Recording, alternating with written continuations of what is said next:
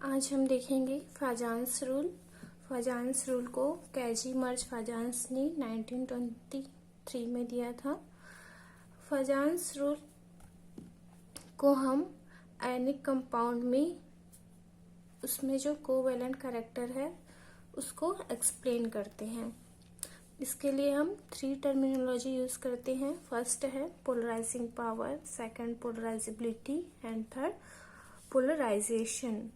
Polarising power जो होता है वो कैटायन की प्रॉपर्टी होती है, जो कि in the presence of cation anion to form deformation.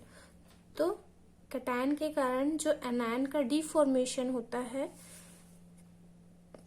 तो यह कैटायन के प्रेजेंट के कारण होता है, इसलिए हम इसे कैटायन पोलराइजिंग पावर जो होता है वह कैटायन की प्रॉपर्टी कहते हैं। पोलराइजेबिलिटी को हम एनायन की प्रॉपर्टी कहते हैं, क्योंकि यहाँ पे कौन पोलराइज हो रहा है? एनायन का डिफॉर्मेशन हो रहा है, उसका शेप चेंज हो रहा है due to presence of cation. So ये पोलराइजेबिलिटी होती है वह एनायन की प्रॉपर्टी होती है। पोलराइजेशन जो होता है वह जो इस प्रोसेस को कैटायन के प्रेजेंस में एनायन का जो डिफॉर्मेशन होता है उसे हम पोलराइजेशन कहते हैं। फाजान्स रूल इज इक्वल टू हम कह सकते हैं पोलराइजेशन। जो पोलराइजेशन होता है कैटायन के प्रेजेंस में एनायन का जो डिफॉर्मेशन होता है हम उसके इज इक्वल टू फाजान्स रूल कह सकते हैं, जो कि डायरेक्टली प्रोपोर्शनल होता है कोवेलेंट कैरेक्टर के। यहाँ पे हम एग्जाम्पल से देख सकते हैं, जैसे कि एनायन हमेशा बड़ा होता है और कैटायन का साइज हमेशा छोटा होता है। जैसे ही एनायन एंड कैटायन एक दूसरे के पास आते हैं उसमें एक अट्रैक्शन होता है। अट्रैक्शन होने से जो एनायन के पास चार्ज होते हैं वह कैटायन में ट्रांसफर होने लगता है। तो इस तरह से जो एनायन में जो चार्ज होते हैं वह कैटायन की ओर अट्रैक्ट होते हैं, जिसके कारण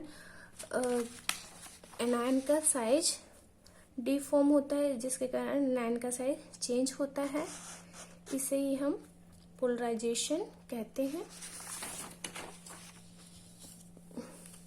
जैसे कि यदि पोलराइजेशन को हम directly proportional to covalent character कह रहे हैं तो वह क्या होगा? आयनिक कैरेक्टर के इनवर्सली प्रोपोर्शनल होगा एंड ऑल्सो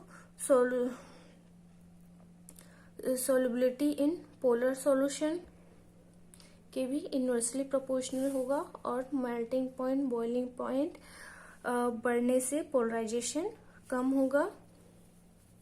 मीन्स पोलराइजेशन बढ़ने से कोवेलेंट कैरेक्टर बढ़ेगा लेकिन आयनिक कैरेक्टर कम होगा। सोल्युबिलिटी इन पोलर सॉल्यूशन ये भी कम होगा and melting point, boiling point ये भी कम होगा। फैक्टर अफेक्टिंग देखें तो पोलराइजेशन में यदि कैटायन का साइज बढ़ने से पोलराइजेशन कम होता है, क्योंकि कैटायन का साइज बढ़ने से वहां पे जो अट्रैक्शन है वह कम हो जाता है, जिसके कारण वहां पे पोलराइजेबिलिटी भी कम हो जाता है।